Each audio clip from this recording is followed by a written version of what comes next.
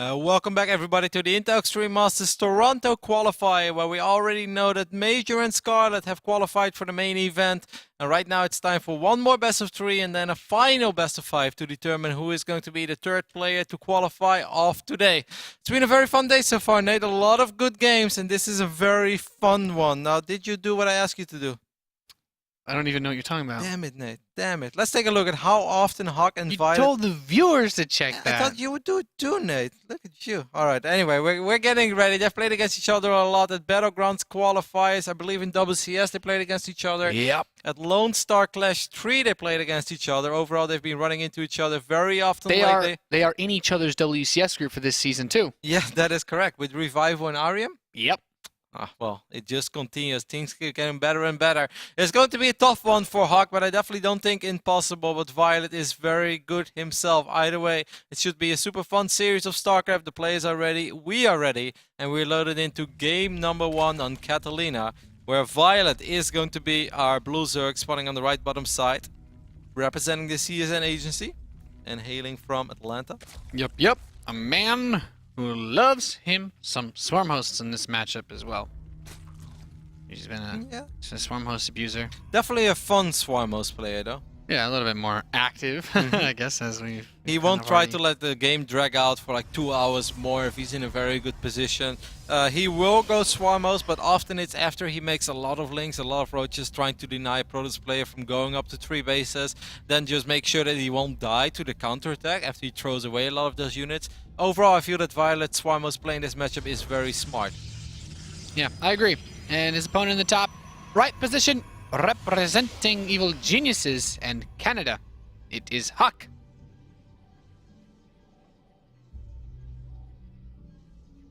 Now HuK, of course, known for an aggressive style as well, active in a different way, I guess you could say. Yeah, but in this matchup, he's also been showing a lot of variety in his playstyle. We have said this multiple times already throughout the last few months. This game, he's going to open up with the Gateway in his main base.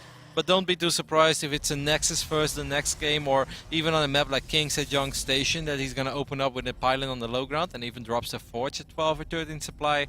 Either way, shows a lot of variety in general in his play. Yep, that's just, you know, a HuK hallmark. If he can be greedy, he'll be greedy. But he generally does prefer to make his plays off of some sort of 2-base setup. Of course, faster expand means faster 2-base setup, but he does probe scout this game, so he's going to get a look-see at what ViOlet's up to. And, you know, there's no gas, so... That is definitely something you want to see in this phase in the game. Yeah. It's really important. I love how ViOlet immediately takes the extractor as soon as the probe leaves, still keeps HuK in the dark, keeps him guessing for now. He could always turn around and try to check one more time. Now hope that HuK doesn't like decides his game plan in the next 2 minutes with the idea of like, all right, my opponent is opening gasless. I'm going to try to pressure him with 3 or 4 gateway aggression, because you want to be careful with that. But in general, HuK is careful. He always brings a Mothership Core to recall if things get too dicey and whatnot. Yeah, I mean, HuK's just one of those players that's been around for so long. He's seen all these different scenarios play out in many different ways, and he kind of knows how to handle a guy like ViOlet at times, because ViOlet, unlikely to be that player to open up with, say, like a Speedling all-in in this matchup, so you don't have to worry quite as much. Look at HuK's Chrono Boost on this Warp Gate, though. Yeah. He's already put one into it. I'm starting to get a little bit worried if he drops one more gateway in the back of his main, because like I said, he perhaps thinks that ViOlet is going to open up gasless, but that's not the case. 1 gateway, 2 gateways will be added in the front. As long as he doesn't add the 4th gate, then it's not too bad. Now ViOlet, this Overlord, peeks in. He sees as well. All right, he still didn't take a second to simulator in the main base. Gateway, another Chrono on Warp Gate. Yeah. So tell me, Roddy, why are you worried? I mean, it's not the end of the world. This is definitely not game over or anything. But often when a Protoss player does this, it's really hard to transition out of. Above all, there is no Mothership Core yet. So I really think that HuK has, you know, done this for the main reason that he saw early game. All right, ViOlet is gasless. Will probably go up to 3 hatcheries and then drop his extractors around 5:45, 6-minute mark. I'm going to be able to pressure him with 4 gateways. I will be able to kite slow Zerglings till eternity, and I'm going to be able to make a lot of stuff happen. However, ViOlet immediately taking the extractor as soon as the probe leaves, I think definitely is going to catch HuK off guard. And now HuK sees as well, he's like, so you're not on 3 bases yet. All right, well, that That makes things a little awkward. Yeah, and I'm not sure if this is going to help him already at least. And I think from this point on, you just want to be careful. You don't want to throw away too many units without a real purpose. There's so many speedlings on the production tab. There's just a single sentry at home. There is a mothership core though that's going to help out a little bit. But HuK's going to have to be really careful. I mean, if he gets pulling some of these Zerglings of ViOlet back, which is, I think, most important at this stage of the game. There's the force field. Good force field. The thing is, he actually can't put a Zealot there to block it now, so it's going to get a little awkward. Worst case scenario, he lets a few Zerglings come in, and then he still has another force field. And there's the next force field. The Zerglings get the pylon. Nice pickup. HuK's running back. These Zerglings actually trying to hit the Stalker. I feel like he could kill it if he kill the Lings if he just actually attack them. Don't want to lose the Stalker. Not this early in the game. No. There's more Zerglings making their way across the map, so I think the Stalker is still going to die eventually. Even though these Zerglings want to be careful, you don't want to lose all of your Lings just trying to fight these Zealots and whatnot. He really wants the Stalker though. Yeah, man, Stalkers are so expensive. Oh, the sentries are very exposed now, Nate. Wow, nice pickup for ViOlet. And now HuK, I actually really worried for HuK. Now losing your sentry and your Stalker this early in the game, yeah. you have fun trying to get tech up when you don't have any gas units to help defend. Now, the only good thing is that ViOlet did lose a lot of Zerglings in that exchange, so that means that he's going to have to reproduce them. And we see right now 14 Zerglings on the production tab, so this is slowing ViOlet's economy down quite a bit in an indirect way.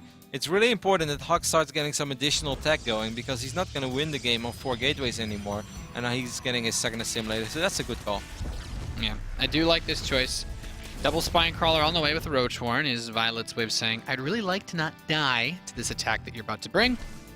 And I mean, this is, he does actually still have a pylon in the upper left area of this, area, but I don't think he can actually do much with it. No, and above all, HuK is the mothership core with his army, so yeah, it's okay if these Zealots die, but as long as they die with a purpose. You don't just want to send them on creep and let them get guided by roaches. That would be the worst case scenario. This is going to get a little tricky though, because there's no creep over here either, so that means the time warp on the ramp can actually make things very complicated, and there is a lot of deep... I'm not sure if I'm really digging this first time warp. I'm not digging this time warp. These roaches are going to escape with the queen. There's so many Zealots though, this is going to be very difficult. On the other side, okay. Yeah. It's like, surprise. That is nice. A crazy amount of Zealots. This is a lot more than I expected to see at this phase of the game. This is actually really insane how much he's committed to this. HuK is doing some serious work, and there is a small chance he might even be able to get this hatchery.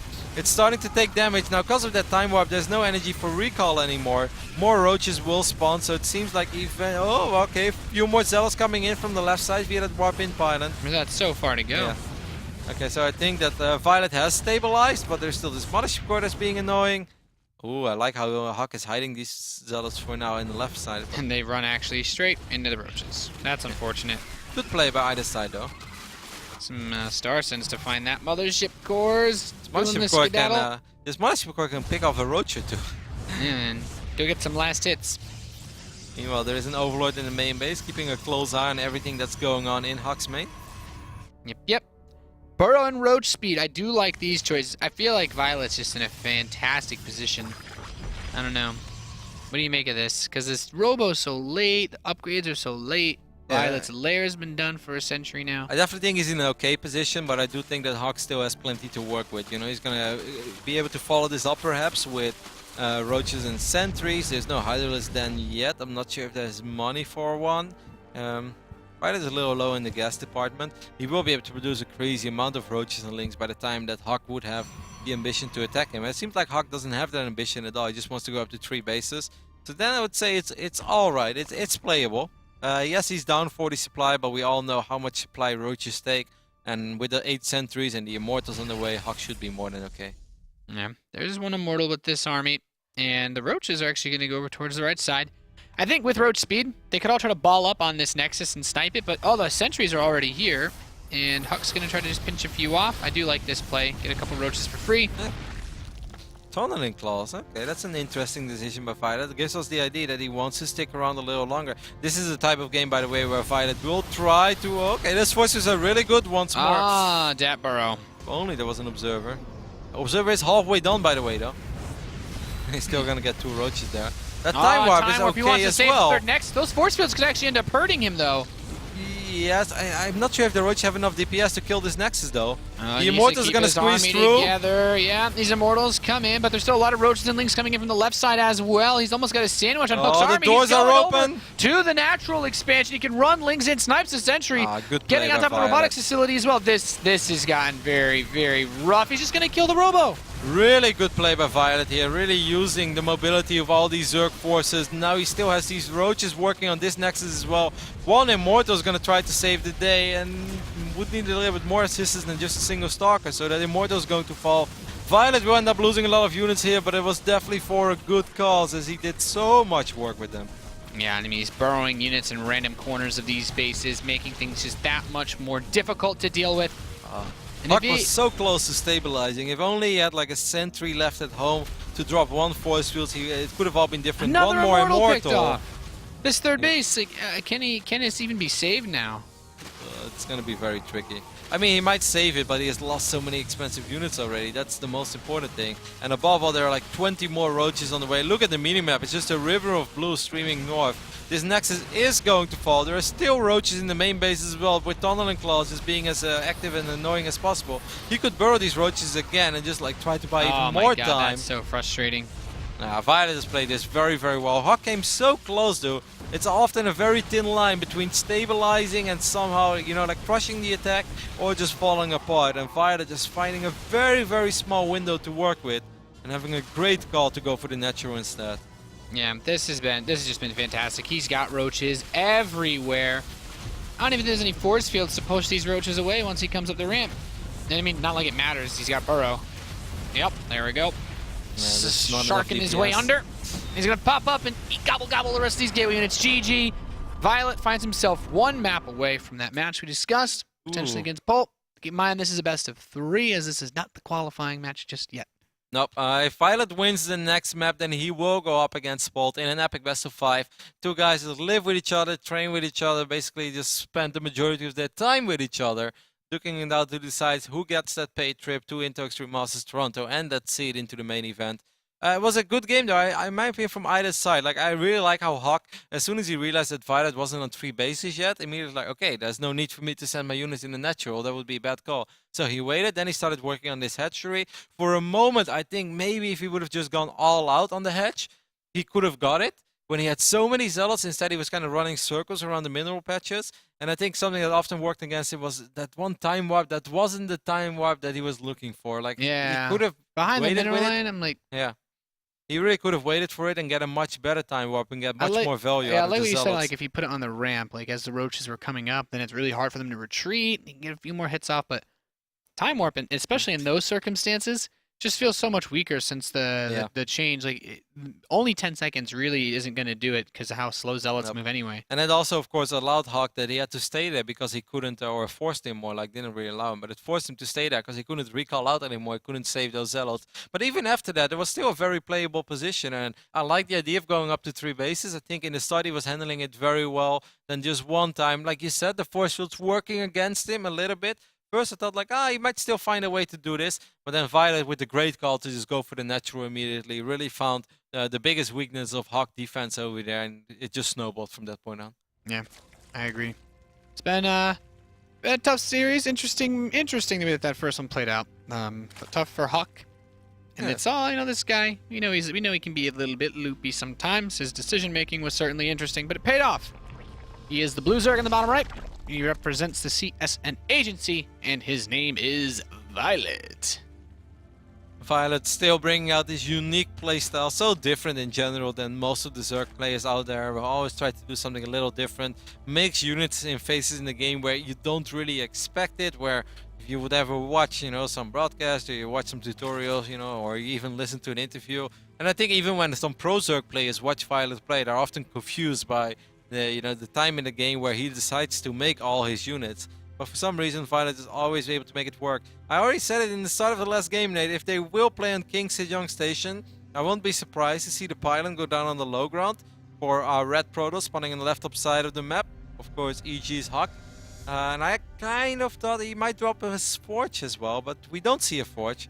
I think, looking back at it, HuK would have loved to see a Forge, and I'm curious about his follow-up. Is it going to be Nexus first into Gateway, or is it going to be a Forge? Hmm. It's interesting since he hasn't actually done any scouting. I imagine that HuK's the kind of player. I would expect Gateway. That'd be my call, and that would be the reason why he builds a Forge. But I just Gateway, and it seems like it's a good call because ViOlet is actually ViOlet is going double hatch before pool. So suddenly if I feel like HuK really wishes he scouted. Yep, if this would have been a Forge, then he could have still Candle Rush. We saw that the other day. I'm not sure who did that anymore. Was it Jim? A couple of crazy people do it. Jim has done it. Jim We've did seen it on Oz Deathwing. Do it. Yeah. Yeah, you can go Nexus first into Cannon Rush, as silly as that sounds, but if your opponent opens up double hatch before pool, that pool is still going to be so late that even when your Forge is then late... it's a thing. Yeah, exactly. And Jim made it work as well. Jim made it work against Nasty on Deathwing. Yeah, it was actually really, really cool and crazy to see. But now HuK comes in, you see that spawning pool timing, he's like, if only I built a Forge. But 7-minute score is on the way. So Nexus first into Gateway just gives you fast tech at the expense of... What do you say is like the biggest weakness of Gateway? I'd assume it's just your defensive capabilities because you don't have that cannon. No, I mean, it's a little blind early game, especially with no scout. If this would have been a 10 pool speed, I think HuK's dead. It's borderline impossible to defend. I have no idea how you're even supposed to defend it on that point. So that is definitely one thing, but that's not the case. So you take a small risk, but just like a Zerg player takes a small risk going hedge first. That's like 99% of the time you'll make it okay because your opponent is not doing that specific build.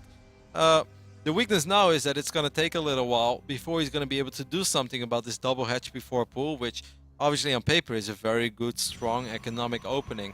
However, you see more and more pros players not sweat it at all when they go up against this. I always panic if I see this, like, oh, I'll go for some city gateway attack, doesn't work, and then I wonder how they have so many units. Now, it's important for HuK that he just takes a casual, chill approach to this opening. Tries to do some economic damage, tries to slow ViOlet down, but as long as, you know, he doesn't overreact, he should be more than fine. And I would actually love to see him go up to 3 bases very quickly after his Stargate. Yeah. Oh, there's Zealot getting caught. A bit unfortunate, not able to hide any kind of choke point. So, from this Stargate, what do you reckon? Oracle? Yeah, definitely. I'd be surprised if opens up with Phoenixes. He's more of an Oracle opener. I'd be even surprised if he uses his Stargate at all after his Oracle opening. Now, the Oracle will always do some indirect damage. It will be able to force out a couple of Spore Crawlers. If it goes unscouted, which it has gone so far, I actually didn't even check that yet. But the Stargate hasn't been checked yet, so there is a chance that if this Oracle flies in, it can just ignore this single queen and still pick up 7 or 8 drones, because a single queen, it just takes too long before it kills the Oracle. And ViOlet is actively scouting, Nate. He's obviously a tiny bit worried. He's scouting in the left bottom side.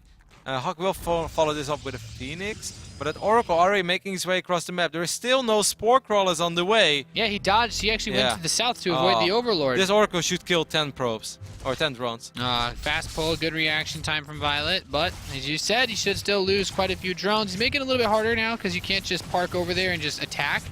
But yeah, the drones are falling quite quickly. I got 6. Yeah. Movement there, messed with the AI a little bit of the Oracle. The Oracle, of course, are rather clumsy when it comes to taking turns and whatnot.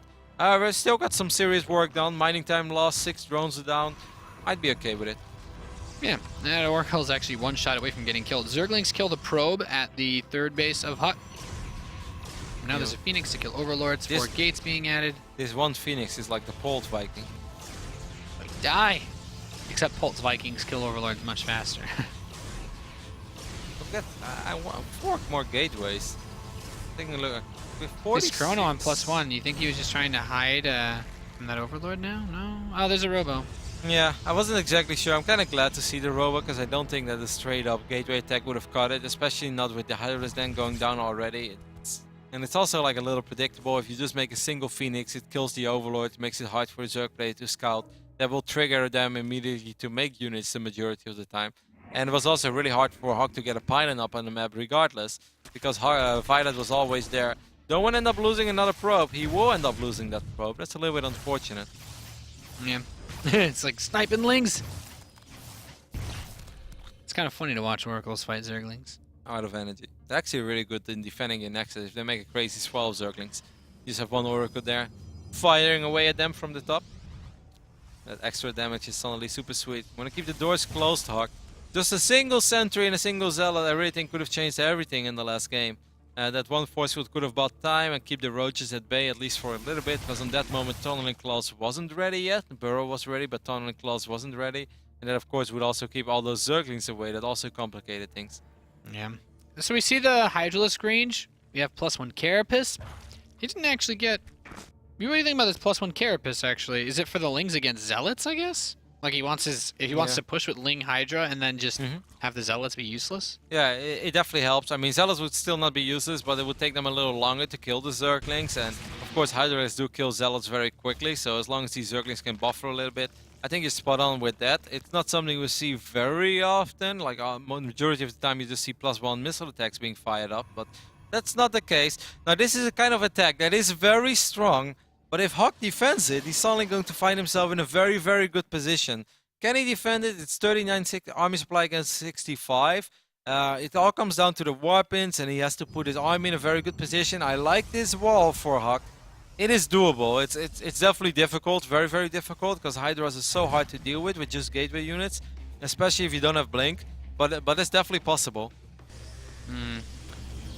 This push is getting ready to come in. I'm interested to see how he holds this, if it's even possible. The force fields need to be stellar. Zerglings move in. Some of these Hydras actually do get up front, and this is going to make things a little bit more difficult. Oracle helps out a lot. That Oracle is actually going ham on the defense here, up to 17, 18 kills. Actually wrecks the Hydralisks too. Mothership Core is taking down. The Time Warp is actually okay to hold these Hydralisks in place, and HuK has he done it? Yeah, it's a really good hold. This is an absolutely good, phenomenal hold there by HuK. Really didn't lose all that much. The Oracle did a very good job. Ends up losing a sentry. That's a little bit unfortunate, because that makes it harder. What a sick snipe by ViOlet. Because that sentry is HuK's key to scout. He actually does have a real Phoenix. HuK needs to check right now. He's like, hey, okay, I defended this. This was pretty difficult, but I did defend. Why were there not more reinforcements coming across the map? What is my opponent saving up for? Well, opponent is saving up for Mutalisk. And HuK is already firing up a second Phoenix nade. I have the feeling that he has an idea that this is coming. He needs to chrono boost it. If he can get up to 4 or 5 Phoenixes, he's going to be more than okay, because he has Blink Stalkers as well. And he's even getting cannons in his mineral lane. HuK, has he already seen the Spire? Where is the Spire? No, just excellent game sense. Yeah, I think he realizes, he's like, man, Ling Hydra, okay. It's like there's a pretty smooth switch most players. I would say most, like a lot of players like to switch out of these like big attacks into Mutalisks. And the only thing that troubles me is that I mean, I don't know, Rami's obviously not crazy rich, but he's building a Colossus. He doesn't have any additional Stargates on the way, so one Phoenix at a time isn't really going to cut it against a big swell of Mutalisks. Yeah, yes, I'm a little bit worried. It all comes down to that first engagement, you know. Will HuK be able to keep his Phoenixes alive? He will be okay as long as he never loses one. It was unfortunate he lost the Photon Mothership Core in the last fight, so no Photon Overcharge. Now this Colossus is actually being on the focus fire, so these Zerglings are going to be a little more tricky.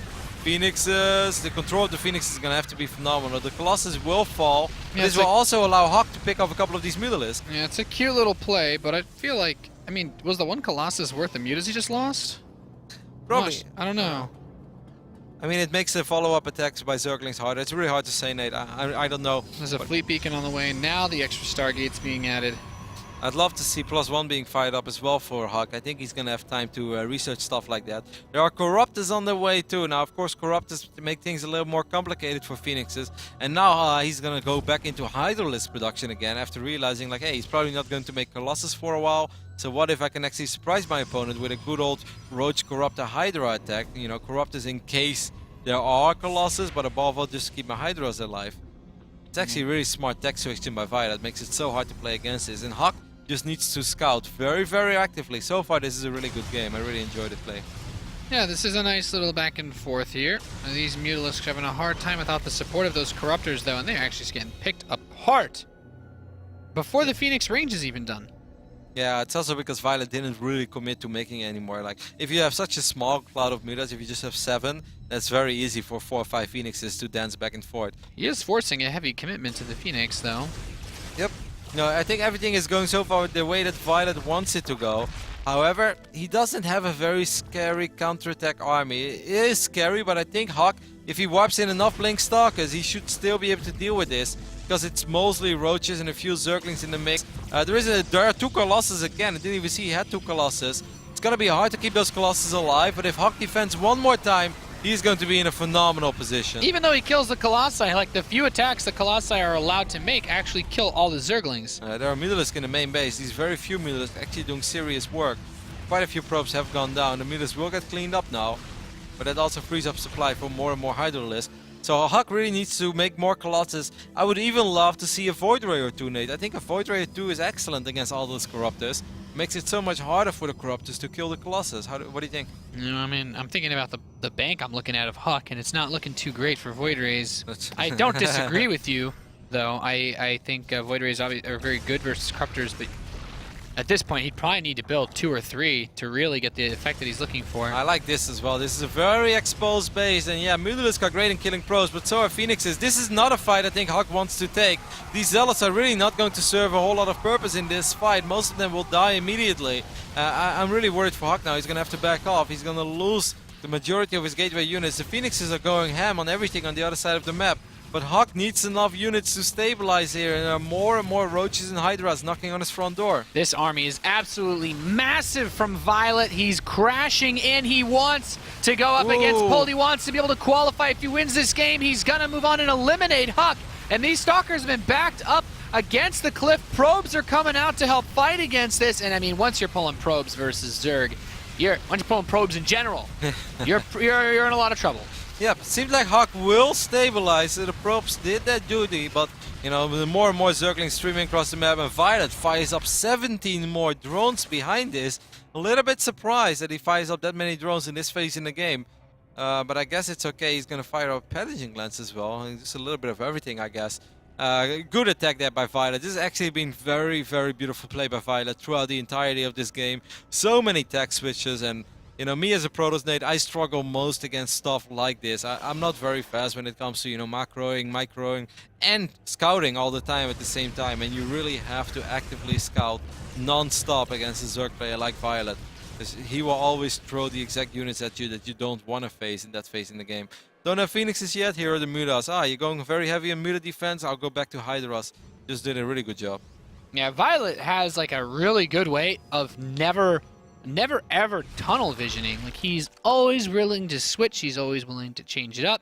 He doesn't get locked in on one thing terribly often, and it's paid off in pretty nice dividends for him in this game. I'm really scared for HuK. I'm not honestly sure how he stops this next maxed out attack. It's going to be very tricky. How many Hydras are we currently looking at? 34, oh my.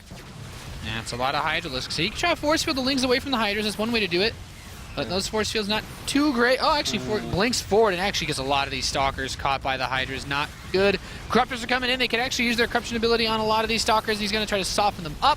Love to see one in that Immortal, but so far, HuK's holding on. But like I said, those Stalkers, they take an additional 20% damage from every hit once they get hit by these, and the Swarm hosts are on the way out now too. Yep, I love the decision as well. You know, just in case somehow HuK would still have enough units to get a very scary Stalker, Sentry, Immortal ball out, and suddenly Roaches and Hydras are not going to cut it anymore, then Swarm hosts will definitely cut it for ViOlet. They will definitely make sure that he will never ever die against the counter. There are still a few Phoenixes out on the map that can be annoying, can pick up a few more drones. They have done their job. A lot of drones have gone down throughout the entirety of this game, but so many probes fell during that first attack, and above all, ViOlet is sitting on 5 bases. You know, it's completely okay to lose a few drones here and there when you're on 5 bases. You don't even feel it anymore.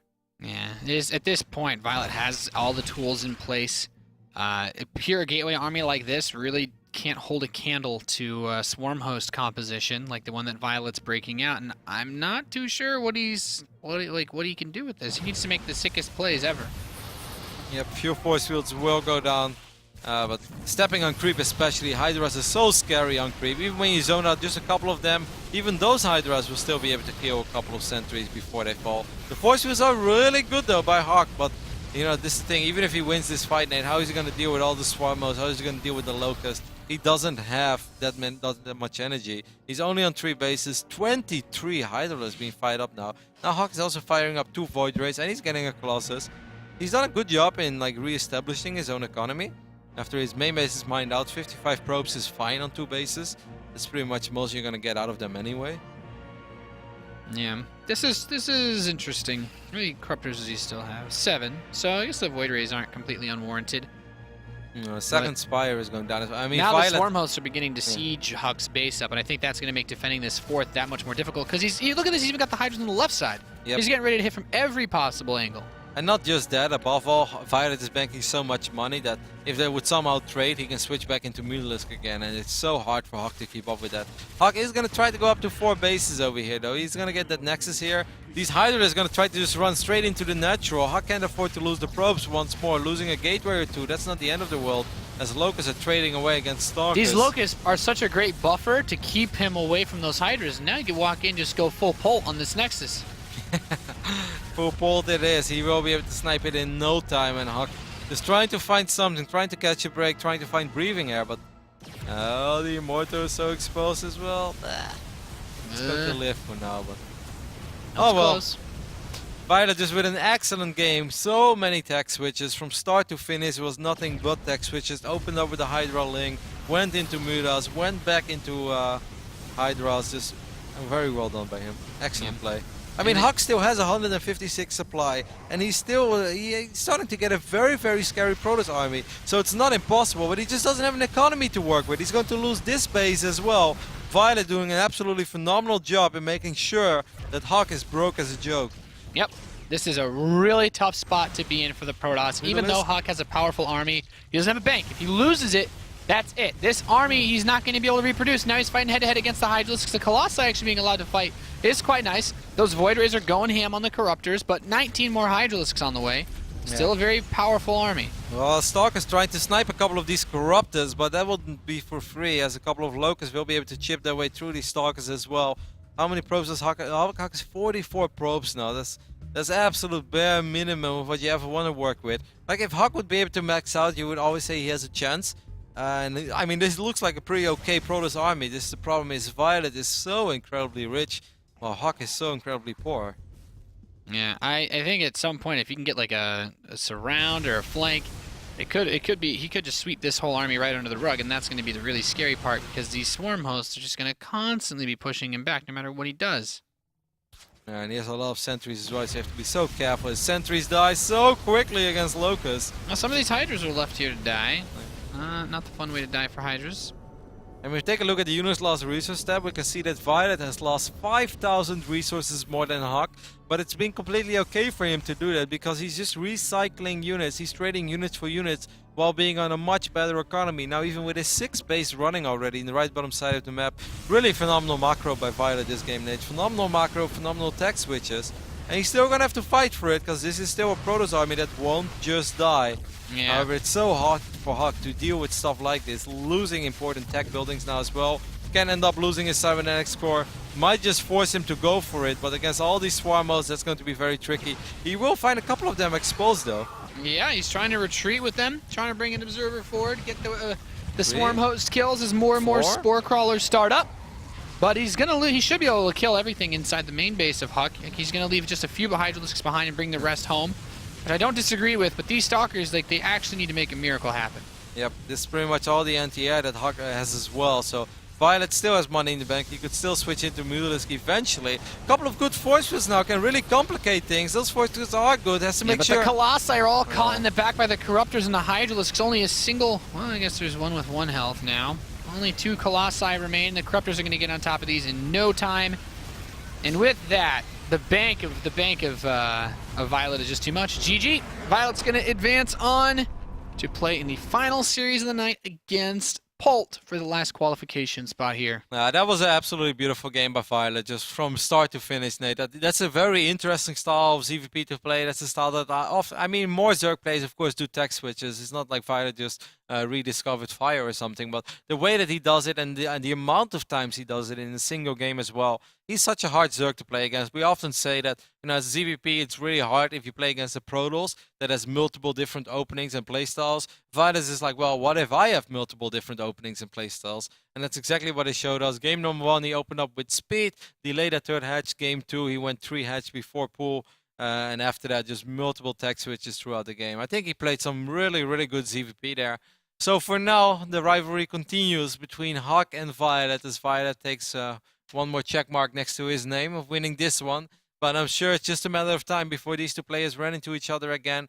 Now, HuK is not in the main event yet, but that doesn't mean that he won't be part of Intel Extreme Masters Toronto at all. He can still go to the open bracket at the live event and still try his luck there. And I have an idea that he will do that. Probably. I mean, it's in his home country. He should. Yeah, might as well. So that means the final series to determine the final qualification spot for the Intel Extreme Masters Toronto is going to be Pult versus ViOlet, a Siktan versus Zerg series that we've seen a couple times in the last few months. We're going to take a short commercial break, and when we come back, our final best of 5 of the night. You're watching Intel Extreme Masters.